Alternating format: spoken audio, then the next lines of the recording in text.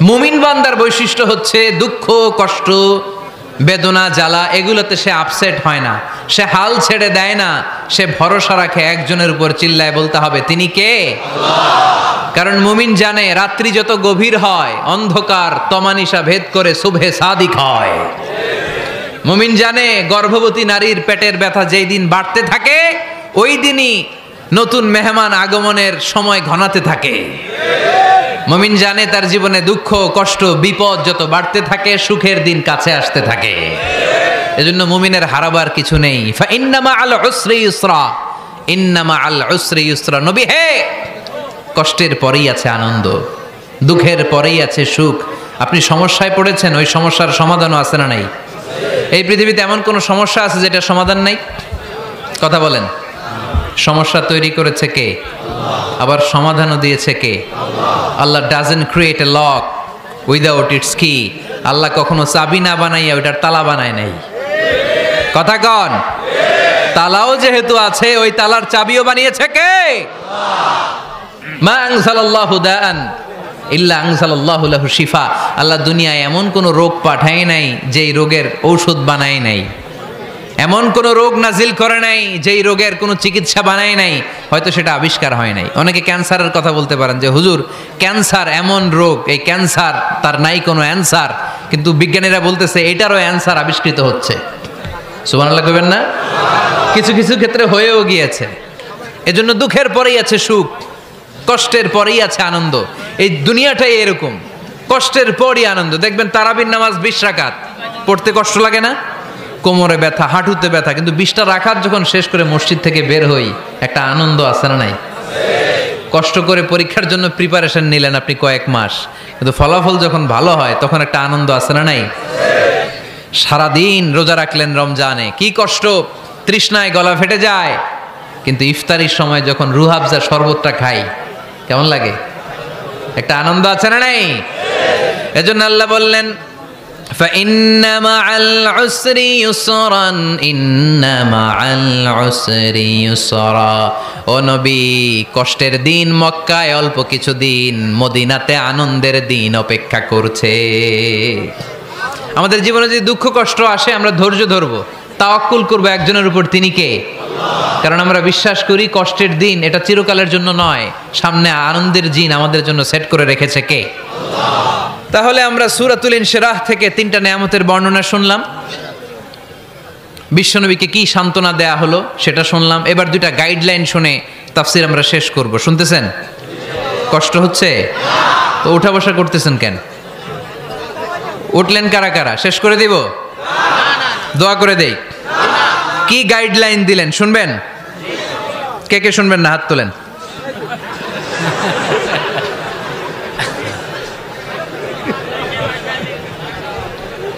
কষ্ট হইতেছে? গরম লাগতেছে না? আমিও ঘামতেছি আপনাদের সাথে সাথে। অনেক গ্যাদারিং হয়ে গেছে। আসেন আল্লাহর নামে 3টা তাকবীর দেই, তারপর কোন 2টা গাইডলাইন তিনি বিশ্বনবীকে দিলেন ওই নির্দেশনা বাণীটুকু শুনে আজকে আমরা বিদায় নেব। আওয়াজ করে পড়তে হবে লিল্লাহে তাকবীর, লিল্লাহে তাকবীর, লিল্লাহে তাকবীর। গাইডলাইন নাম্বার 1, ফাইদা ফারাগতা ফানসাব। নবী আপনি যখন অবসর হন আপনি ইবাদতে মশগুল হন। ফানসাব ফিল ইবাদা, তাফসীর ইবনে কাসিরে এসেছে আপনি ইবাদতে মশগুল হন যখন আপনি অবসর পান। অবসর আল্লাহর দেয়া বড় নেয়ামত, এটা বিশ্বাস করেন? অবসর কিন্তু নেয়ামত।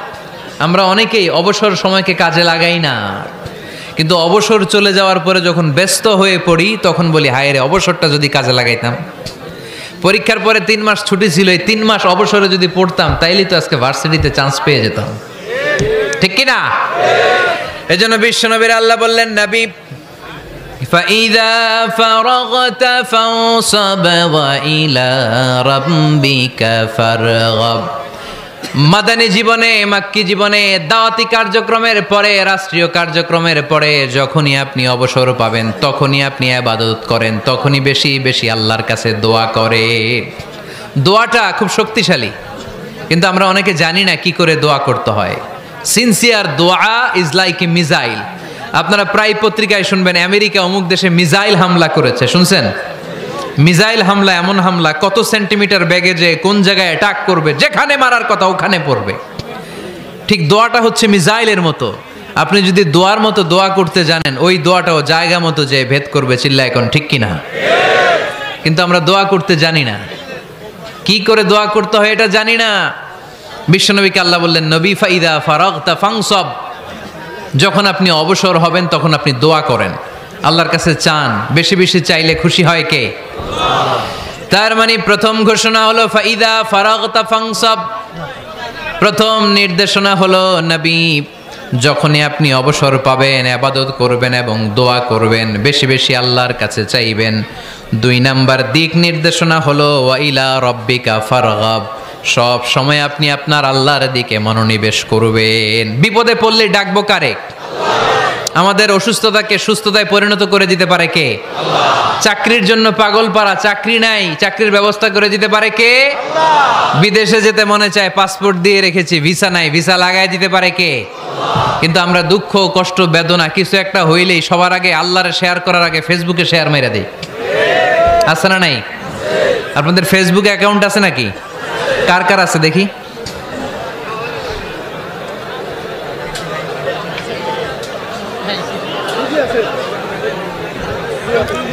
আছে আছে, এটার জন্য আমরা ভালো কাজে লাগাই, ঠিক কিনা? আপনি চাইলেই এমন ভাবে ফেসবুক ফ্রেন্ড লিস্ট করতে পারেন যারা ভালো ভালো জিনিস শেয়ার করে, যারা মোটিভেশনাল জিনিস শেয়ার করে, ইসলামের পক্ষে কথা বলে। আপনার এক একটা শেয়ারে অনেকের জীবন বেঁচে যেতে পারে, ঠিক কিনা? একজন মুমূর্ষ রোগীকে বাঁচাতে রক্তের প্রয়োজন, রক্তের গ্রুপ এ পজিটিভ, যারা রক্ত দান করতে আগ্রহী তারা এই নাম্বারে যোগাযোগ করুন। ফেসবুকে মাঝে মাঝে এরকম নিউজ আসে না নাই? আপনি just you put down in share, শেয়ারের মধ্যে একটা পুট করে দিলেন, একটু শেয়ার মেরে দিলেন, ছড়িয়ে পড়লো হাজার হাজার ফেসবুক ফ্রেন্ডদের কাছে, তাদের অনেকে ব্লাড দিতে আগ্রহী, সে তাড়াতাড়ি যেয়ে সেখানে ব্লাড ডোনেট করে আসলো, আপনার একটা শেয়ারের কারণে বেঁচে গেল অনেকগুলো প্রাণ, চিল্লা এখন ঠিক কিনা? রক্তদানের মতো শ্রেষ্ঠ ইবাদত হতে পারে? আমরা মনে করি শুধু জিকিরি ইবাদত, আমরা মনে করি শুধু নামাজি ইবাদত। রক্তদান, এক ব্যাগ রক্ত থেকে অনেক মানুষকে বাঁচানো যায়। এর মধ্যে আছে হিমোগ্লোবিন, এর মধ্যে আছে প্লাটিলেট, আছে প্লাজমা। রক্তে একটা উপাদান আছে প্লাজমা, নাম শুনছেন? আগুনে পোড়া রোগীকে বাঁচাতে এই প্লাজমা লাগে। হসপিটালের বার্ন ইউনিটে যেয়ে দেখবেন মানুষ কিভাবে চিল্লায়। নুসরাত নামে একটা মেয়ে মারা গেল না, এক বদমাইশের কবলে পড়ে মারা গেল না? তাকে আগুন জ্বালিয়ে দেয়া হয়েছিল তার গায়ে, তার প্লাজমাগুলো জ্বলে গিয়েছিল। আগুনে পোড়া রোগীর যে কি কষ্ট, একটু দেখার জন্য হসপিটালের বার্ন ইউনিটে যাবেন, দেখবেন যে কি কষ্টে আছে তারা। এই প্লাজমাগুলোকে অনেক সেন্টিগ্রেড তাপমাত্রা নামিয়ে ঠান্ডা করে দেহে পুশ করা হয়। আপনার এক ব্যাগ রক্ত থেকে প্লাজমা আলাদা করা হবে, প্লেটলেটস আলাদা করা হবে, হিমোগ্লোবিন আলাদা করা হবে, শ্বেতকণিকা, লোহিত কণিকা আলাদা করে অনেকগুলো মানুষ বেঁচে যাবে। এজন্য ফেসবুক থাকাটা দোষের কিছু না, তবে ভালো কাজে আমরা ব্যবহার করব, ঠিক কিনা? আপনার ফেসবুক শেয়ারিং আপনার জান্নাতি বানাতে পারে, আর আপনার ফেসবুক শেয়ারিং আপনার জাহান্নামের লাকড়ি বানাতে পারে, চিল্লায় বলেন ঠিক কিনা? So the decision is yours, সিদ্ধান্ত আপনাকে নিতে হবে আপনি কিভাবে করবেন। যে কোনো বিপদে ওয়াইলা রাব্বিকা ফারগাব, কোনো দিকে মনোনিবেশ না করে কার দিকে মনোনিবেশ করব? যে কোনো বিপদ আপদ ফেসবুকে শেয়ার করার আগে শেয়ার করব কার কাছে? আমাদের যার যা লাগে আল্লাহ সবও যদি দিয়ে দেয়, আল্লাহর ধনভাণ্ডারের 1 ইঞ্চিও কমবে? হাদিসে কুদসিতে আল্লাহ বললেন, লাউ আন্না আউওয়ালাকুম ওয়া আখিরাকুম ওয়া ইনসাকুম ওয়া জিন্নাকুম, পৃথিবীর সব জিন, পৃথিবীর সব মানুষ বিশাল মরুভূমিতে দাঁড়িয়ে যদি আমার কাছে চাইতে শুরু করে, আল্লাহ এটা দাও, ওটা দাও, ওটা দাও, আমি আল্লাহ তোমাদের সব চাহিদাও যদি মিটিয়ে দেই, আমি আল্লাহর ধনভাণ্ডারের 1 ইঞ্চিও কমবে না। এজন্য চাইবো কার কাছে? বিপদে আপদে ভরসা করব কার কাছে? আর অবসরগুলোকে কাজে লাগানোর দরকার আছে না নাই? স্বাবলম্বী হওয়ার চেষ্টা করার দরকার আছে না নাই? ফা ইন্নামা আল উসরি ইউসরা, ইন্নামা আল উসরি ইউসরা। নবী হে, কষ্টের পরেই আছে সুখ, দুঃখের পরেই আছে আনন্দ। সব সময় মানুষের সময় একরকম কাটে না। এজন্য আমরা তাওয়াক্কুল করতে চাই একজনের উপর, তিনি কে? যখন তোমার মন খারাপ হয় তুমি সূরা ইনশিরাহ তেলাওয়াত করো, কেননা সূরা ইনশিরাহর ভেতরে আল্লাহ এমন মোটিভেশনাল কথা রেখে দিয়েছেন, এমন ইন্সপায়ারেশন রেখে দিয়েছেন, আপনি পড়লেই আপনার হৃদয়টা শীতল হয়ে যাবে। এই সূরাটাকে আমরা 3 ভাগে ভাগ করব। এই সূরার প্রথম 4 আয়াতে আল্লাহ তাআলা বিশ্বনবীর প্রতি কি নেয়ামত দিয়েছেন সেটার বর্ণনা করেছেন। প্রথম 4 আয়াতে নেয়ামতের বর্ণনা, তারপরের 2 আয়াতে বিশ্বনবীকে দিয়েছেন সান্ত্বনা, আর শেষ 2 আয়াতে দিয়েছেন দিক নির্দেশনা। খেয়াল করে শুনেন, প্রথম 4 আয়াতে তিনি দিয়েছেন নেয়ামতের বর্ণনা, পরের 2 আয়াতে তিনি দিয়েছেন আমার প্রিয় নবীকে সান্ত্বনা, আর শেষ 2 আয়াতে তিনি বিশ্বনবীকে দিয়েছেন নির্দেশনা। দেখি মনে রাখতে পেরেছেন কিনা? প্রথম 4 আয়াতে নেয়ামতের বর্ণনা, পরের 2 আয়াতে সান্ত্বনা, শেষ 2 আয়াতে দিক নির্দেশনা। তার মানে প্রথম 4 আয়াতে মার্সি এন্ড দ্য বাউন্টিজ, পরের 2 আয়াতে condolence and consolation, and finally শেষ 2 আয়াতে গাইডলাইন। তো আসুন আমরা দেখি কি সান্ত্বনা দিল, কি নেয়ামতের বর্ণনা দিল। আল্লাহ বললেন, আলাম নাশরাহ লাকা সাদরাক, নবী হে, আমি কি আপনার হৃদয়কে উন্মোচিত করে দেইনি? আমি কি আপনার বক্ষদেশকে প্রশস্ত করার মাধ্যমে সত্যকে আপনার সামনে তুলে ধরিনি? বিল ঈমান ও বিনূরিল কোরআন, কোরআনের নূর দিয়ে আর ঈমান দিয়ে আপনার হৃদয়টারে প্রশস্ত করে দিয়েছে কে? ফামাই ইউরিদিল্লাহু আন ইয়াহদিয়াহু ইয়াশরাহ সাদরাহু লিল ইসলাম। যাকে আল্লাহ হেদায়েত দিতে চায়, যাকে আল্লাহ হেদায়েতের পথের পথিক বানাতে চায়, তার জন্য, ইসলামের জন্য তার হৃদয়টাকে আল্লাহ খুলে দেন। বিশ্বনবীর হৃদয়টাও এরকম খুলে গেল। বিশ্বনবী টের পেলেন ইসলাম ছাড়া মানবতার মুক্তির আর কোনো সম্ভাবনা নেই। ইসলাম মানুষের মুক্তি নিশ্চিত করতে পারে। ইসলাম দিয়ে এই ঘুণে ধরা সমাজকে ঠিক করা যাবে। ইসলামকে যদি প্র্যাকটিস করা না যায়, তাহলে এই মজুদদারির যে সমস্যা বাংলাদেশে চলছে, এটাকে বন্ধ করা যাবে না। ইসলাম থেকে প্রেসক্রিপশন না নিলে চাঁদাবাজি বন্ধ হবে না, টেন্ডারবাজি বন্ধ হবে না, শুধু দুদকের অফিস থেকে বসে বসে দুর্নীতি দমন করা যাবে না। এজন্য ইসলাম থেকে প্রেসক্রিপশন নিতে হবে। আল্লাহ তাআলা বললেন, আলাম নাশরাহ লাকা সাদরাক, নবী হে, ইসলামের জন্য আপনার হৃদয়টাকে কি আমি খুলে দেইনি? সত্য কি আপনার সামনে আমি তুলে ধরিনি? আপনাকে আমি আলাম নাজআলকা আহলাল হিম্মা, আপনার কি হিম্মতওয়ালা আমি বানাইনি? ইসলাম যখন আপনার হৃদয়ে ক্লিয়ার, আপনি বিশাল শক্তির সামনে দাঁড়িয়ে হাজার মানুষের সামনে ইসলামের পক্ষে কথা বলবেন, আপনি কাউরে ভয় পাবেন না। চিল্লায় বলেন ঠিক কি না? এজন্য আল্লাহ বললেন, আলাম নাশরাহ লাকা সাদরাকা ওয়া ওয়াদা'না আনকা বিজরাকাল্লাযী আনকাদা যাহরাক ওয়া রাফা'না লাকা যিকরাক। সুবহানাল্লাহ পড়েন। নবী, আপনার হৃদয়টাকে আমি ইসলামের জন্য প্রশস্ত করে দিয়েছি। আপনি একেবারে সুনিশ্চিতভাবে বুঝতে পেরেছেন, জানতে পেরেছেন যে মানব সমস্যার সমাধান আছে শুধু ইসলামের ভেতরে। কিসের ভেতরে? এজন্য আমাদেরকে ইসলাম মানতে হবে। কি মানতে হবে? ইসলাম মানবো কতক্ষণ দেহে প্রাণ থাকে? ইসলাম মানবো কোনখানে? সবখানে। উত্তর দেন, ইসলাম মানবো কতক্ষণ দেহে প্রাণ থাকে? ইসলাম মানবো কোনখানে? রাজি আছেন নাকি ভাগাভাগি করবেন? কিছু ইসলাম, কিছু মন মতো। মসজিদ, মাহফিল, মাদ্রাসা ইসলাম, আর গোটা দুনিয়াটা মন মতো। এরকম ভাগাভাগি করা যাবে না, খবরদার। ইসলাম মানবতার মুক্তির সোপান। বিশ্বনবী এটা নিশ্চিত হলেন। বিশ্বনবীর হৃদয়টারে উজালা করে দিল কে? আলাম নাশরাহ লাকা সাদরাক, হে নবী, আপনার হৃদয় কি আমি খুলে দেইনি? হৃদয় খুলে দেয়া মানে হৃদয়ের মধ্যে হিম্মত তৈরি করে দেয়া। সাইয়েদনা মুসা আলাইহিস সালাম এই দোয়াটা আল্লাহর কাছে করেছিলেন, রব্বি ইশরাহলি সাদরি ওয়া ইয়াসসিরলি আমরি, আল্লাহ আমার কাজ সহজ করেন, আমার হৃদয়টারে আপনি খুলে দেন। সাইয়েদনা মুসা আলাইহিস সালাম আল্লাহর কাছে চেয়েছেন আল্লাহ যেন হৃদয় খুলে দেয়, কিন্তু আমার নবী চাওয়ার আগেই আমার নবী হৃদয়টারে খুলে দিয়েছে কে? আল্লাহ। আবার অনেক মুফাসসিরিনে ইকরাম বলেছেন এখানে শারহে সাদর দ্বারা শাক্কু সাদর উদ্দেশ্য, মানে সিনা চাক। আমার নবীর জীবনে পুরো জিন্দেগিতে 3 বার সিনা চাক হয়েছিল। কয়বার? 3 বার। সিনা চাক মানে বক্ষ বিদীর্ণ করা, ইংরেজিতে বলে ওপেন হার্ট সার্জারি। কি বলে? আপনাদের এই এলাকায় কারো হয় নাই? শুনছেন না এটা? ওপেন হার্ট সার্জারি, গলা থেকে নাভি পর্যন্ত একেবারে কেটে ফেলে। বিশ্বনবীকে এবার 3 বার এভাবে ওপেন হার্ট সার্জারি করা হয়েছে। একবার যখন বিষ্ণু ঈসা ইসলাম বনু সাদ গোত্রে ছিল তখন, দ্বিতীয়বার যখন কোরআন নাজিল হবে তার আগ দিয়ে তখন, 3 নম্বরে বিষ্ণু ঈসা ইসলামকে যখন ঊর্ধ্ব জগতের অনেক দামি দামি জিনিস দেখানো হবে ওই মেরাজ রজনীর সময়টাতে, তখন কোন সুবহানাল্লাহ।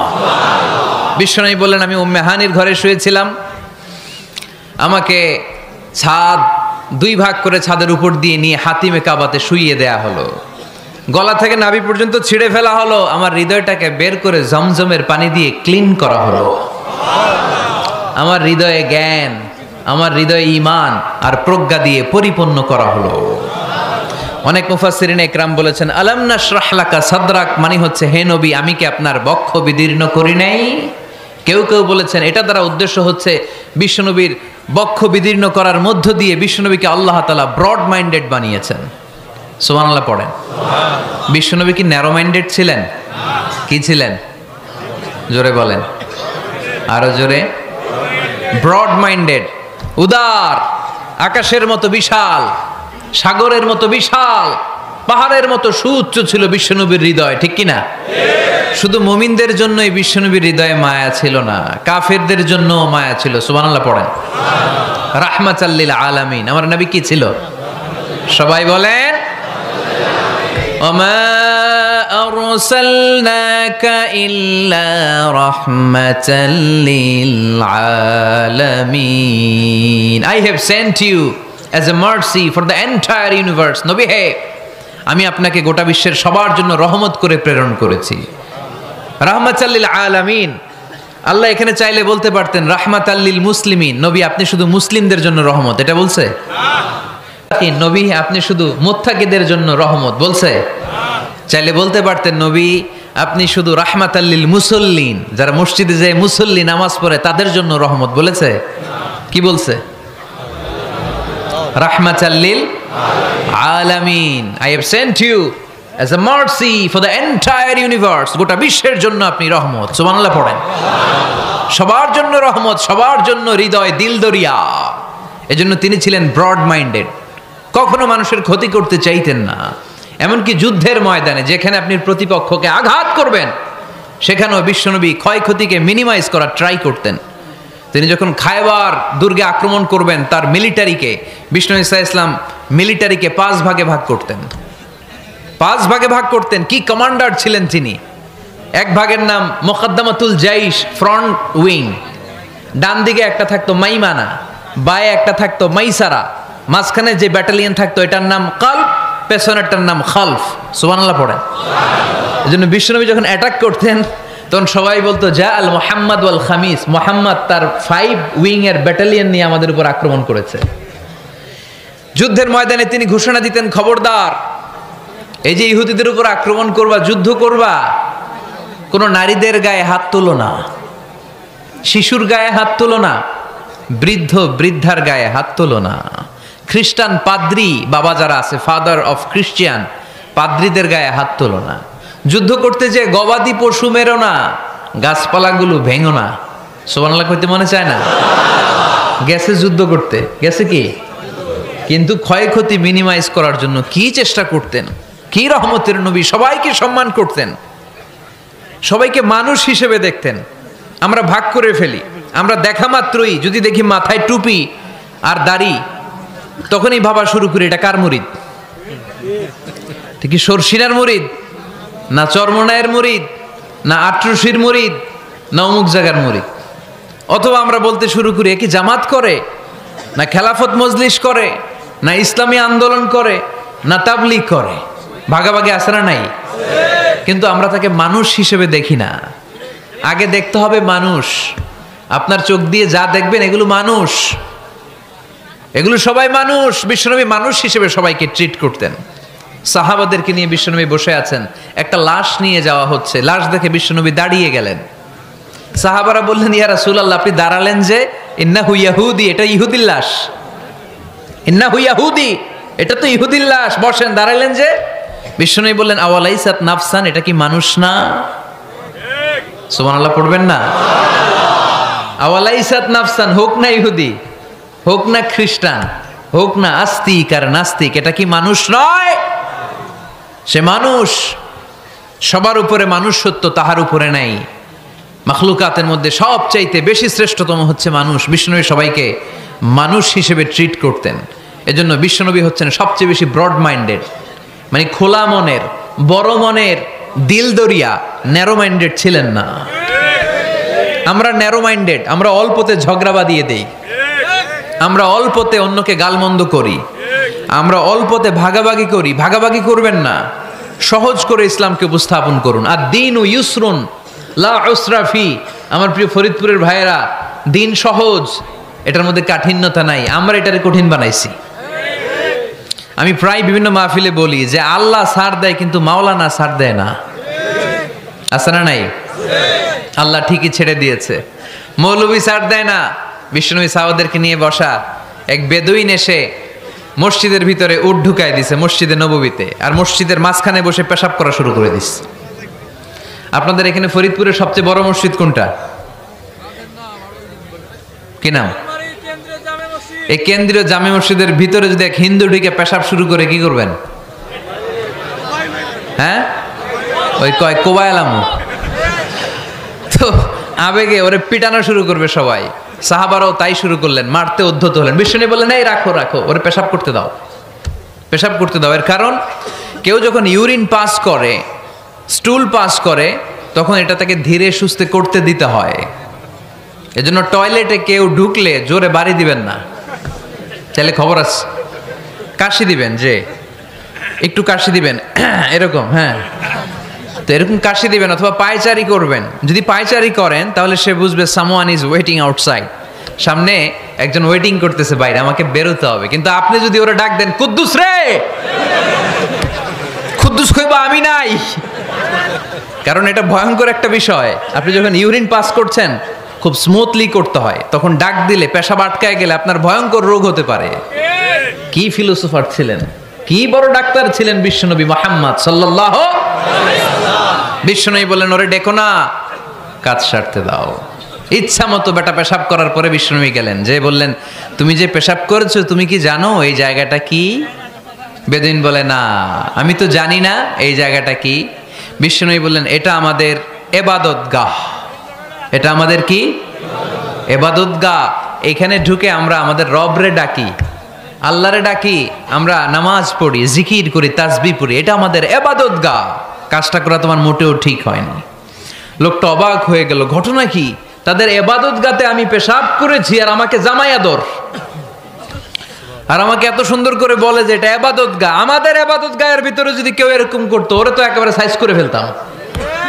সে অবাক হয়ে গেল, সে জিজ্ঞেস করলো, হু আর ইউ, কে আপনি? বিশ্বনবী বললেন, না মুহাম্মদ সাল্লাল্লাহু আলাইহি ওয়াসাল্লাম, আমি শান্তির ধর্ম ইসলামের প্রেরণার বাণীবাহক। আমি লা ইলাহা ইল্লাল্লাহ মুহাম্মাদুর রাসূলুল্লাহ এই বাণী দিয়ে গোটা বিশ্বে বিপ্লব তৈরি করতে এসেছি। বেদুইন বলল, আমাকেও আপনার বিপ্লবে শরীক করে নেন। ইসলাম মারামারি কাটাকাটিতে আসে নাই। আপনার ব্রড মাইন্ডেড অ্যাটিটিউড দেখে হিন্দু ভাইরা কালিমা পড়ে মুসলমান হয়ে যাবে। এজন্য আল্লাহ বললেন, আলাম নাশরাহ লাকা সাদরাকা ওয়া ওয়াদা'না আনকা বিজরাক আল্লাযী আনকাদা যাহরাক ওয়া রাফা'না লাকা যিকরাক। সুবহানাল্লাহ পড়েন। আলাম নাশরাহ লাকা সাদরাক, নবী হে, আমি কি আপনারে ব্রড মাইন্ডেড বানিয়ে দেই নাই? এটা আপনার জীবনে বড় নেয়ামত। আপনি সংকীর্ণ মনা না, আপনি ছোট মনের মানুষ নয়, আপনি বিশাল হৃদয়ের মানুষ। ইসলামের জন্য আপনার হৃদয়টারে আমি নবী খুলে দিয়েছি। এ হলো বিশ্বনবীর উপর প্রথম নেয়ামত। 2 নম্বরে আল্লাহ বললেন, ওয়া ওয়াদা'না আনকা বিজরাকাল্লাযী আনকাদা যাহরাক, নবী হে, আমি আপনার পিঠ থেকে বিশাল বোঝাটা নামিয়ে দিয়েছি। সুবহানাল্লাহ পড়েন। কি নামিয়ে দিয়েছি? বোঝা। উত্তর করতে হবে, রেসপন্স। এটা তাফসির মাহফিল, এটা হচ্ছে ক্লাসের মতো, যে কথা বলে শিক্ষক আর আমরা সবাই ছাত্র, ঠিক কি না? বোঝা নামিয়েছি নবী। কি নামিয়েছি? তাফসিরে 2টা এসেছে, ভিজরুন মানে বোঝা, ভিজরুল যাম পাপের বোঝা, আর একটা হচ্ছে ভিজরুল গাম চিন্তার বোঝা। বিশ্বনবীর কোনো পাপ নাই, বিশ্বনবীর সব কিছুকে মাফ করে দিয়েছে কে? আল্লাহ। লিয়াগফিরা লাকাল্লাহু মা তাকদ্দামা মিন যামবিকা মা তাআখার। নবী আপনার আগেরও গুনাহ নাই, আপনার পরেরও গুনাহ নাই, আপনি নবী মাসুম, আপনার গুনাহ নাই, আপনি নিষ্পাপ। নবীদের গুনাহ হয় না। আহলুস সুন্নাহ ওয়াল জামাআতের আকীদা হচ্ছে নবীরা মাসুম, নবীদের জীবনে কোনো গুনাহ হয় না। চিৎকার করে বলেন ঠিক কি না? ও নবী, ওয়াদানা আনকা বিজরাক, আপনার এই বোঝা আমি নামিয়ে দিয়েছি। বিশ্বনবী ভাবতেন 40 বছর বয়সে আমি নবী হলাম, তার আগে যা করলাম আল্লাহ এটা কি করবে? আল্লাহ বলে, নবী আপনার আগের গুনাহ, পরের গুনাহ, গুনাহ বলতে কিছুই নাই, সবই মাফ, সব মাফ। তারপরেও আমার নবী বলতেন, আল্লাহে লা আস্তাগফিরুল্লাহ ওয়া আতুবু ফিল ইয়াউম আকসার মিন 70 মাররা। আমি এমন নবী যার কোনো গুনাহই নাই, আগের গুনাহও নাই, পরের গুনাহও নাই, তারপরেও আমি নবী প্রতিদিন 70 বারেরও বেশি তওবা আর ইস্তেগফার পড়ি। আমাদের জন্য শিক্ষা। তাহলে আল্লাহ বললেন, ওয়াদানা আনকা বিজরাক, পাপের বোঝা আমি নামিয়ে দিলাম। বিশ্বনবীর কোনো পাপ নাই, পাপ মুক্ত। তাফসিরে 2 নম্বরে এসেছে বিজরুল গাম, চিন্তার বোঝা। বিশ্বনবী সব সময় আমাদেরকে নিয়ে চিন্তা করতেন। কাকে নিয়ে চিন্তা? কথা বলেন। আমাদেরও চিন্তা আছে না নাই? কিসের চিন্তা? হ্যাঁ, টাকার চিন্তা। ফরিদপুরের ভাইদের টাকার চিন্তা। আর কিসের চিন্তা আপনাদের? হ্যাঁ, উম্মতের চিন্তা। মাশাআল্লাহ, এই ভাই উম্মতকে নিয়ে ভাবে। আপনাদের আর কার কি নিয়ে চিন্তা বলেন? পেটের চিন্তা। এদিকে পাওয়া গেছে পেটের চিন্তা, এদিকে বউয়ের চিন্তা, কবরের চিন্তা। আর কিসের চিন্তা? আখিরাতের চিন্তা। তো আমাদেরও চিন্তা আছে, বিশ্বনবীরও চিন্তা ছিল। 2 চিন্তা কি এক? বিশ্বনবীর কাঁধে তো পুরা উম্মার জিম্মাদারি। কিয়ামত পর্যন্ত যারা পৃথিবীতে আসবে সবার জন্য বিশ্বনবী কাঁদতেন। এই আওয়াজ করে কে? এদিকে কি হয়েছে? ওরে বসায় দেন। বিশ্বনবীর গোটা উম্মাহ নিয়ে চিন্তা। সব নবীকে আল্লাহ তাআলা একটা করে দোয়া দিয়েছিলেন আর বলেছিলেন, নবী একটা স্পেশাল দোয়া করার সুযোগ তোমাদেরকে দিলাম, ওই দোয়া করলেই কবুল হয়ে যাবে। কিন্তু সুযোগ পাবা জীবনে কয়বার? সবাই বলেন কয়বার? সব নবী কয়টা করে পাইছে? সব নবী তাদের দোয়াগুলো দুনিয়াতেই করে ফেলেছে। বিশ্বনবী বলেন, লিকুল্লি নবিয়্যিন দাওয়া মুস্তাজাবা। এ দুনিয়াতে সব নবীদের একটা করে মুস্তাজাবুদ দাওয়া আছে। আল্লাহ বলেছে, ও নবী একটা করে স্পেশাল দোয়া করার সুযোগ পাবা, দোয়াটা করা মাত্রই কবুল করে নেব। বিশ্বনবী বললেন, এই পৃথিবীর বুকে যত নবী রাসূল দুনিয়ায় এসেছে সব নবীরা তাদের স্পেশাল দোয়া দুনিয়ায় করে ফেলেছে, ইল্লা আনা, কিন্তু আমি করি নাই। বিশ্বনবী বললেন, ওয়া ইন্নী আখতাবিউ দাওয়াতি শাফাআতান লি উম্মতি ইয়াউমাল কিয়ামাহ। আমি আমার স্পেশাল দোয়াটা করি নাই, আমার স্পেশাল দোয়াটা আমি আমার গুনাহগার উম্মতকে বাঁচানোর জন্য কিয়ামত পর্যন্ত রেখে দিয়েছি। আমরা যেদিন বিপদে পড়ে যাব, যেদিন আমার আব্বা আমারে চিনবে না, আমি আমার আব্বারে চিনব না, নেতা তার কর্মীরে চিনবে না, কর্মী নেতারে চিনবে না, ঠিক কি না? পীর সাহেব মুরিদরে চিনবে না, মুরিদ পীর সাহেবরে চিনবে না, স্বামী তার স্ত্রীরে চিনবে না, স্ত্রী তার স্বামীরে চিনবে না। নবী থেকে শুরু করে, অলি থেকে শুরু করে, শহীদ থেকে শুরু করে সবার মুখে একটাই জিকির, ইয়া নাফসি ইয়া নাফসি ইয়া নাফসি। আকাশের সূর্যটা যেদিন মাথার কাছে চলে আসবে, জমিনটা তামার জমিন হয়ে যাবে। সূর্যের তাপে মাথার মগজগুলো ভাতের মাড়ের মতো গলে গলে নাকের ছিদ্র, কানের ছিদ্র দিয়ে টপ টপ করে বেয়ে বেয়ে নিচে পড়বে। ওই কঠিন দিনে কেউ কাউরে চিনবে না। বিষ্ণু বললেন, ওই দোয়াটা আমি দুনিয়ায় করি নাই। আমি বদরের যুদ্ধে মার খেয়েছি, উহুদের যুদ্ধে দাঁত ভেঙেছি, আমি না খেয়ে পেটে পাথর বেঁধেছি। আমি যদি ওই দিন দোয়া করতাম, আল্লাহ দোয়া কবুল করে নিত, জান্নাতি খাবার দিয়ে দিত, আমার মায়ের খাওয়া লাগতো না, তায়েফে আমার রক্ত ঝরতো না, দোয়া করলেই কবুল। কিন্তু ওই দোয়াটা আমি দুনিয়ায় করি নাই। ওই দোয়াটা আমার জন্য, আপনার জন্য, আমাদের জন্য বিশ্বনবী জমা রেখে দিয়েছে। এজন্য বিশ্বনবীর চিন্তা আর আমাদের চিন্তা এক চিন্তা না, বিশ্বনবীর পুরা উম্মতের চিন্তা। কিয়ামত পর্যন্ত যত মানুষ আসবে সবাই আমার উম্মত, না জানি তাদের নসিবে কি হয়ে যায়। এই চিন্তার বোঝা বিশ্বনবীকে কাবু করে ফেলেছিল। আল্লাহ বললেন, নবী নো টেনশন, কোনো টেনশন নাই, আপনার এই চিন্তার বোঝাকে আপনার পিঠ থেকে আমি আল্লাহ নিজ দায়িত্বে সরিয়ে নিলাম। এজন্য আল্লাহ বললেন, আলাম নাশরাহ লাকা সাদরাকা ওয়া ওয়াদা'না আনকা বিজরাক আল্লাযী আনকাদা যাহারাক। যেই চিন্তার বোঝা আপনাকে কষ্ট দেয়, যেই চিন্তার বোঝা আপনারে পেরেশান করে তোলে, আপনার পিঠ থেকে ওই চিন্তার বোঝা নবী আমি সরিয়ে নিলাম। কি দিয়ে সরিয়ে নিল? কোরআনের আলো দিয়ে। আওয়াজ করে বলতে হবে, কি দিয়ে? বিশ্বনবী মক্কায় দেখতেন মূর্তির পূজা হয়, আল্লাহর ঘরের ভিতরে 360টা মূর্তির পূজা। বিশ্বনবী দেখতে পেলেন দুর্বলের উপরে সবলের অত্যাচার। বিশ্বনবী দেখতে পেলেন নারীদেরকে অত্যাচার করা হয়। কন্যা সন্তান হলে বাবা তার মেয়েটাকে নিয়ে জঙ্গলের ভেতরে ঢুকে কিংবা মরুভূমির ভেতরে যে জীবিত দাফন করে দেয়। ওয়াইদাল মাউউদাতু সুইলাত ওয়াদুল বানাত। বিশ্বনবী এগুলো দেখতেন চারপাশে। দেখে এই পথহারা জাতিকে কিভাবে উদ্ধার করবেন, কি দিয়ে উদ্ধার করা যায়, এই টেনশনে বিশ্বনবীর পিঠ বাঁকা হয়ে গিয়েছিল। উপমা, বাঁকা হয়ে গিয়েছিল। বিশ্বনবী সব সময় পেরেশান থাকতেন। আল্লাহ বললেন, নবী টেনশনের দরকার নাই, হেরা গুহায় এমন একটা নূরের আলো দিয়ে আমি আপনারে আলোকিত করব, যার মাধ্যমে সব পেরেশানি দূর হয়ে যাবে। আলম নাশরাহ লাকা সাদরাকা ওয়া ওয়াদানা আনকা বিজারাক আল্লাযী আনকাদা যাহারাক। আপনাকে পেরেশান বানিয়ে দেয় এরকম সব চিন্তার বোঝা আমি আল্লাহ সরিয়ে নিলাম। সুবহানাল্লাহ। দুইটা নেয়ামত শুনলাম, এবার 3 নম্বরের নেয়ামত আল্লাহ বললেন ওয়া রাফা'না লাকা যিকরাক। এই আয়াতটা মুখস্থ করতে হবে আজকে, আমার সাথে সাথে পড়েন, ওয়া রাফা'না লাকা যিকরাক। সবাই বলেন নাই, পড়েন, ওয়া রাফা'না লাকা যিকরাক ওয়া রাফা'না লাকা যিকরাক। নবী হে, আপনার সম্মানকে আমি আকাশচুম্বী করেছি। I have dignified your status high and high, the highest peak.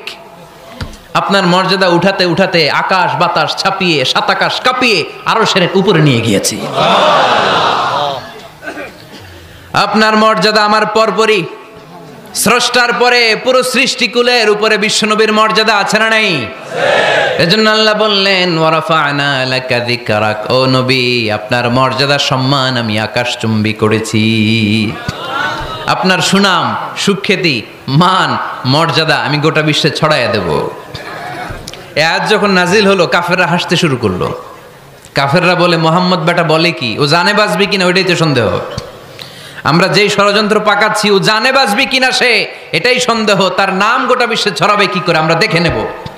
আল্লাহ বলেন, তোরা আমার নবীর সুনাম সুখ্যাতি ছড়ানোর ব্যাপারে বাধা তৈরি করবি, তোরা আমার নবীর ব্যাপারে অপপ্রচার চালাবি, তোদের অপপ্রচারকেই আমি আমার নবীর প্রচার মাধ্যম বানিয়ে দেব। তোরা করবি অপপ্রচার।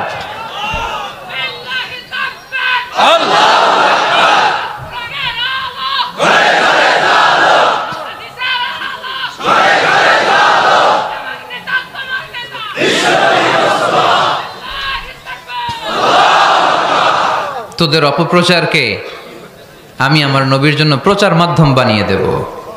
এরকম অনেক সময় হয় না যে কেউ কেউ অপপ্রচার করে কারো বিরুদ্ধে, এটা তার জন্য প্রচার হয়ে যায়।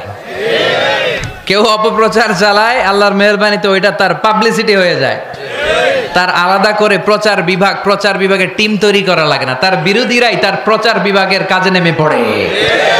বিশ্বনবী বললেন, আল্লাহ বললেন, তোরা আমার নবীর সুনাম সুখ্যাতিকে থামাবি, তোদের মাধ্যমে আমি বিশ্বনবীর সুনাম সুখ্যাতি গোটা বিশ্বে বুলন্দ করে দেব। আবু জাহেল ঘোষণা দিল, খবরদার, হজের মৌসুম, হাজী সাহেবরা গোটা বিশ্ব থেকে আসবে, আমার দলের কর্মীরা তোরা যেটা করবি সেটা হচ্ছে হাজীদের কাছে যে বলবি মক্কায় নতুন এক পাগল আসছে, নতুন এক জাদুকর আসছে, নাম মুহাম্মদ। নাউজুবিল্লাহ পড়বেন না? খবরদার হাজী সাহেবেরা, এই পাগলের কাছে যেও না। সব হাজিরা গোটা বিশ্ব থেকে এসে মক্কার মিনা প্রান্তরে তাঁবুর ভিতরে ঢুকেছে। আর আবু জাহেলের টিম মেম্বাররা সব তাঁবুর ভিতরে উকি মাইরা কয়, খবরদার, নতুন পাগল আইছে। সবাই কয়, নাম কি? কয়, মুহাম্মদ। নতুন পাগল এসেছে, নাম মুহাম্মদ। নতুন জাদুকর এসেছে, তার নাম মুহাম্মদ। খবরদার, তার কাছে যেও না, তার কথা শোনো না, শুনলে তোমরাও পাগল হয়ে যাবা, তোমরাও পাগল হয়ে যাবা। সে এত বড় জাদুকর, মুহাম্মদ সাল্লাল্লাহু আলাইহি ওয়াসাল্লাম এত বড় জাদুকর, তার জাদু দেখলে, তার কথা শুনলে হাজবেন্ড ওয়াইফের মধ্যে সম্পর্ক বিচ্ছিন্ন হয়ে যায়। সে এত বড় জাদুকর, তার কথা শুনলে বাবা আর ছেলের সম্পর্ক ছিন্ন হয়ে যায়। সে এত বড় জাদুকর, তার কথা শুনলে বন্ধু বন্ধু আলাদা হয়ে যায়। খবরদার হাজী সাহেবরা, তোমরা হজ করতে এসেছো করো, জমজমের পানি খাও আর খেজুর নিয়ে যাবা বাড়িতে, কিন্তু মুহাম্মদ সাল্লাল্লাহু আলাইহি ওয়াসাল্লামের কাছে যাওয়া যাবে না।